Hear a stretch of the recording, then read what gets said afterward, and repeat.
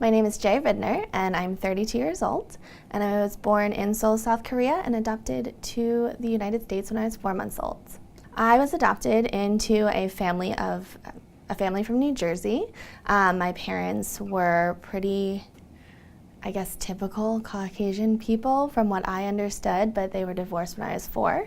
And then they both remarried when I was very young. I am an only child and was raised, fortunately, with a lot of cousins that were around my age that felt like my siblings. So even though it was just me, it was always a lot of family all the time.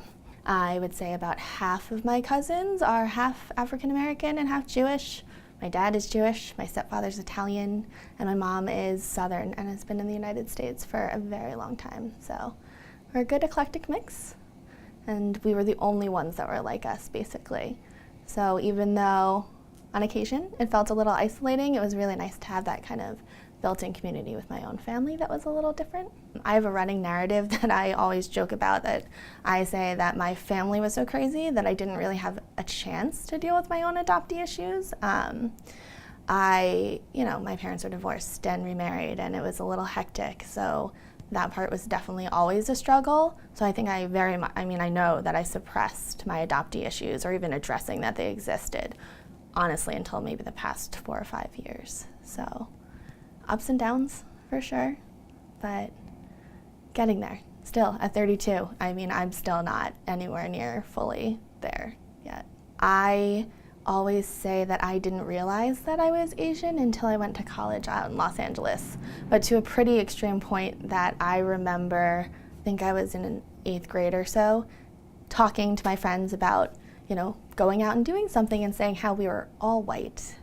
And I think they stopped and maybe looked at me, but I never even realized what I was saying. But then I guess that all changed eventually. So after high school, when I grew up in that environment for so long, I went to college out in Los Angeles, and it was the polar opposite and a total culture shock, but a very good one.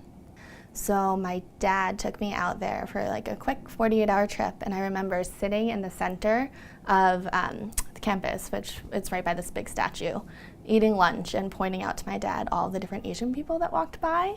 And I was like, there's another one, and there's another one. And my dad's like, you know that you're one of them also. And I don't think I really did until much later, once I actually got out there and got to meet people that were not the stereotypical Asian people that I had in my head. Most of my best friends are now Asian Americans and from all different backgrounds, not just Korean, and it's impacted my life in a really great way. I went to Holt Camp when I was young, from the age of 10 years old, and I think for me that week that I had there was always so special because I was surrounded by other people like me, but as soon as I left, I went back to being whitewashed me that just, still didn't realize that she was Asian at the time. And I would say that lasted till I was about 18 or 19.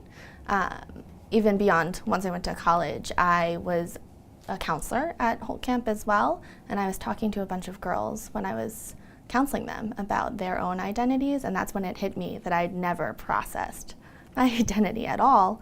Over the next 5 or 10 years, I really spent a lot of time trying to solidify what being an adoptee, aside from being Asian American, really meant to me, and now that's the primary way that I identify.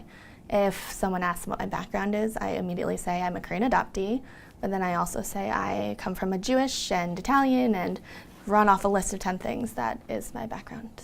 And I think or at least I personally, I don't want to speak for other people, I just always have an innate sense of isolation where no matter how close, at least I was to my family and to my Caucasian friends, and even, my Asian American and even my adoptee friends, there's just this, I guess it's tied into abandonment maybe, that I will always feel somewhat isolated, and like there's part of me that I'm not open to sharing with the world. So I could see, if I didn't also have all those outlets, how it could get really dark. I love that I have built the identity that I have, but I hate that I haven't explored so many parts of it. I love the support system that I have, but I hate that I've never fully opened myself up to that support system as much as I could. I think that's the hardest part for me, is like at least I try to think that I am like a very social person, a very emotionally connected person to people, but I know, or I've realized, that there is part of me that is always shut off. And it takes even my husband prying to get it out. So that is something that has been very hard, because I have this image of myself, very hard to accept that I have not been the person that I've tried to be, I guess, this whole time. And now, over the next few years, hopefully I'll work and actually learn how to open that part of myself up, because I don't really have anything to be afraid of. I'm really lucky that I know, even if I said the most messed up thing in the world, I don't think my friends would turn my back on me. I just have to be strong enough to say it.